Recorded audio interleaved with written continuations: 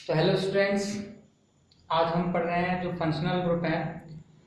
तो एक एक जो एल्केन्स हैं, तो कैसे उन फंक्शनल ग्रुप से हम उनका नेमिंग करते हैं, तो वो हम स्टडी करेंगे। और उसमें जो हम फर्स्ट देखते हैं, तो फर्स्ट हमारा कंपाउंड है एल्कोहल।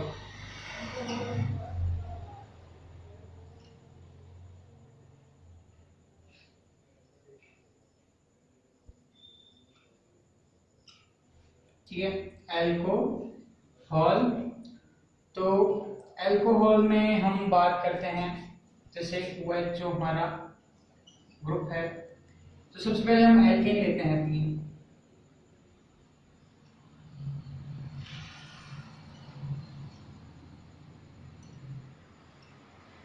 जैसे ये है हमारा मैथेन,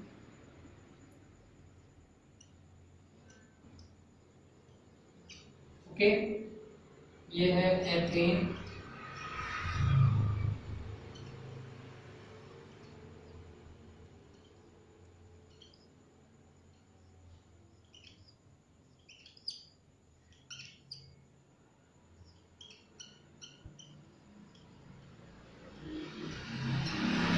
और ये है प्रोपीन।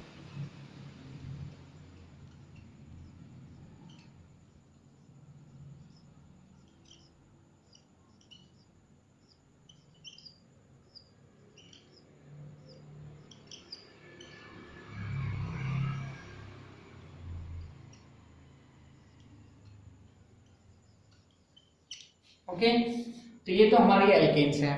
अब अल्कोहल के हिसाब से हम कैसे नेमिंग करेंगे कि जो एएनई, एल्केन का लास्ट में जो एएनई होता है, इसमें से ई को हटा के हम उधर OL ऐड कर देंगे। कैसे? जैसे हम OH जब ऐड करते हैं, माना यहाँ हमने OH ऐड किया, ओके, तो इस ई को हटा के यहाँ पे OL कर देंगे, तो ये हो जाएगा मैथेनॉल। और यहाँ पे भी हमने जैसे OH ऐड किया और ई को हटा के OL कर देंगे, तो ये हो जाएगा एथेनॉल। और यहाँ पे भी हमने जैसे OH अटैच किया, तो ई को हटा के यहाँ OL, प्रोपेनॉल। ओके, तो इस तरीके से जो कंपाउंड है, इन सब की जो नेमिंग है वो होती है। अब ये तो था हमारा एल्कोहल। फिर इसके बाद आता है हमारा जो कंपाउंड था नेक्स्ट,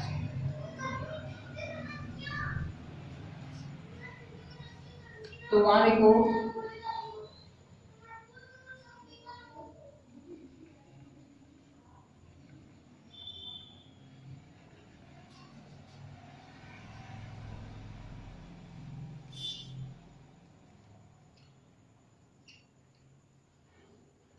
कंपाउंड था, इसे जो मैंने प्रीवियस वीडियो में शायद ALKIL लिख दिया था, जबकि IL नहीं है, वो Y है। आप ध्यान रखना, ठीक है, आप इसको करेक्शन कर लेना, वो YL है। ओके, तो एल्किल हैलाइड, इसे हेलो एल्केन भी कहते हैं, आपको बता दूं, हेलो एल्केन है ना, हेलो एल्केन, ये भी इसे कहते हैं, इस कंपाउंड का एल्किल हैलाइड, हेलो एल्केन। तो आप ध्यान रखना, दोनों तरफ से मिल सकता है, एल्किल हैलाइड या फिर हेलो एल्केन। अब इसकी नेमिंग, जैसे कि भाई हेलो में अगर क्लोरीन अटैच हो, है ना, या फिर ब्रोमीन अटैच हो, है ना, जैसे यहाँ पे भी अगर क्लोरीन है या ब्रोमीन अटैच हो, अलग अलग अटैच होते हैं, है ना, क्लोरीन हो या ब्रोमीन अटैच हो, तो जो एल्केन है, ठीक है, एल्केन के नाम के आगे क्लोरो या ब्रोमो लग जाएगा। जैसे अगर क्लोरीन अटैच है, तो इधर हो जाएगा क्लोरो,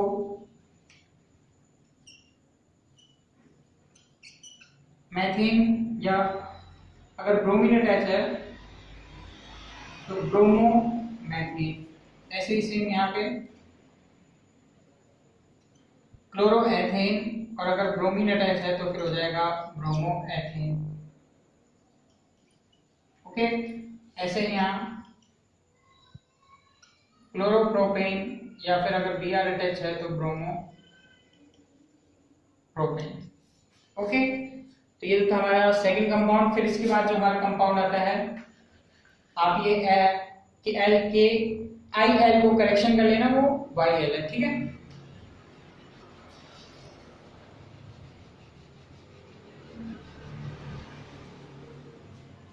अब जो हमारा नेक्स्ट कंपाउंड है एल्डिहाइड,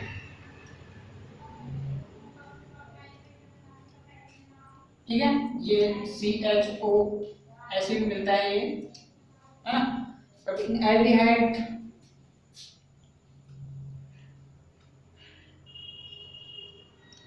अब इनकी नेमिंग कैसे करते हैं ये देखो।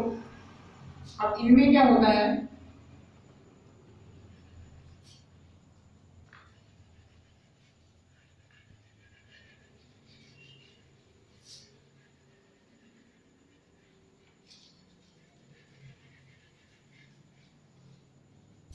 एक ऑक्सीजन प्रेजेंट होता है, मतलब ऑक्सीजन डबल बॉन्ड बनाता है। कैसे बनाता है ये देखो, ऑक्सीजन के साथ एक डबल बॉन्ड मिलता है, ठीक है। कार्बन की वैलेंसी 4 हो गई, 1 2 3 4। ओके, ऐसे ही यहाँ पे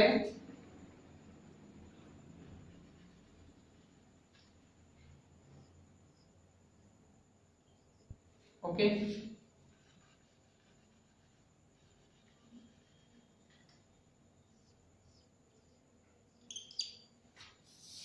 तो ये जो कंपाउंड है ये हमारा एल्डिहाइड ग्रुप अटैच हो गया। अब इसमें देखो एक कार्बन वाला, तो इसमें ई हटा के एल्केन के ANE हटा के उधर AL अटैच कर देते हैं। जैसे कि देखो मैथेन, तो यहाँ पे ई हटा के अपन ने AL ऐड कर देंगे तो हो जाएगा मैथेनैल। इसे फॉर्मल्डिहाइड के नाम से भी जाना जाता है,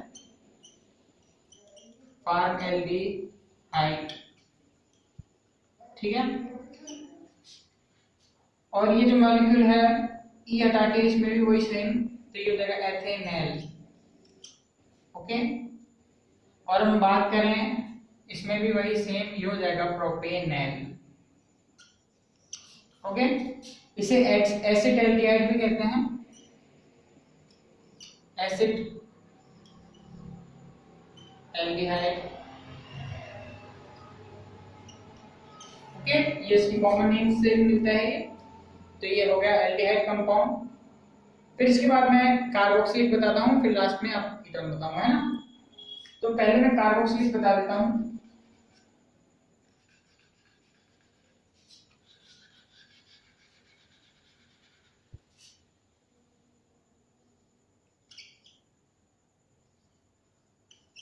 ये COOH इससे प्रेजेंट करते हैं, तो इसे कहते हैं कार्बोक्सिलिक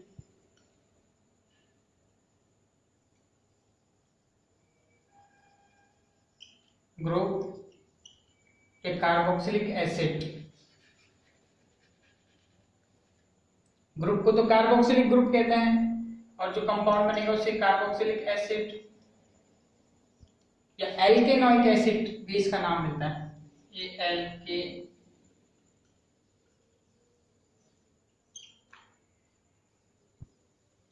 ओके, इसमें क्या करते हैं, ई को हटा के लास्ट में OIC एसिड लगा देते हैं, ठीक है। जैसे यहाँ पे OH,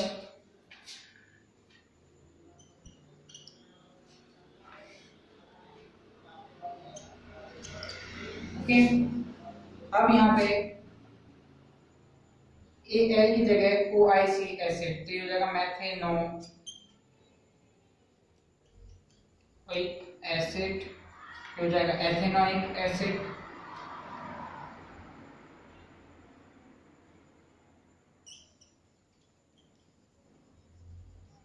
और ये हो जाएगा प्रोपेनोइक एसिड।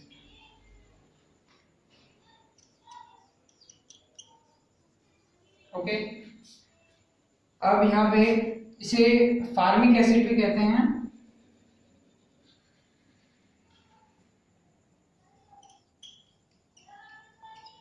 इसे एसिटिक एसिड भी कहते हैं।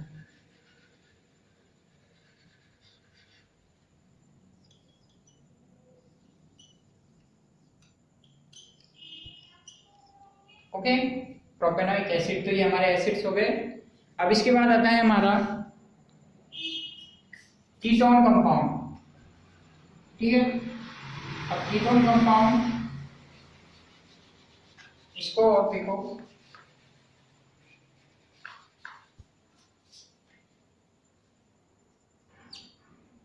ये फिफ्थ कंपाउंड है KETONE, कीटोन।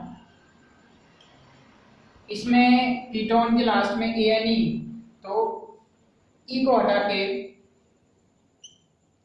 ONE लगा देते हैं। अब इसमें देखो एक कार्बन वाली कीटोन नहीं होती है, क्यों? क्योंकि कीटोन के दोनों तरफ क्या है, कार्बन कार्बन या एल्किल ग्रुप जो होता है R R अटैच होता है। एक कार्बन वाली कीटोन है वो पॉसिबल नहीं है, ठीक है। अब भाई एक कार्बन, तो इसकी तरफ दोनों तरफ कार्बन मतलब 3 कार्बन तो होने चाहिए, तो इसलिए क्या है, 2 कार्बन वाली कीटोन भी पॉसिबल नहीं है, ठीक है। तो 2 कार्बन वाली भी कीटोन पॉसिबल नहीं है, तो इधर भी क्या है, एक कार्बन एक्स्ट्रा नहीं है, और यहाँ पे भी क्या है, एक कार्बन एक्स्ट्रा नहीं है। तो हमेशा ध्यान रखना 3 कार्बन से ही कीटोन स्टार्ट होती है, और उसकी 3 कार्बन वाली कीटोन की नेमिंग कैसे होगी वो देखो।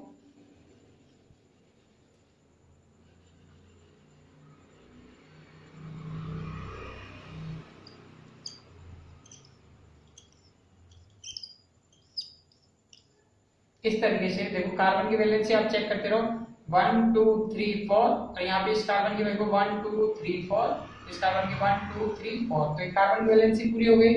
अब यहाँ देखो प्रोपेनॉन, इसका जो नेमिंग हो जाएगा, प्रोपेन है, ये हटा के प्रोपेन ONE लगा देंगे, प्रोपेनॉन। तो इस तरीके से इसकी नेमिंग हो जाएगी। तो 3 कार्बन से जो हमारा कीटोन है उसकी नेमिंग स्टार्ट होती है। तो इसका एक और एग्जांपल बता देता हूँ कीटोन का, 4 कार्बन वाला। देखो जैसे मैं किसी कंपाउंड में आपको करके बताता हूँ,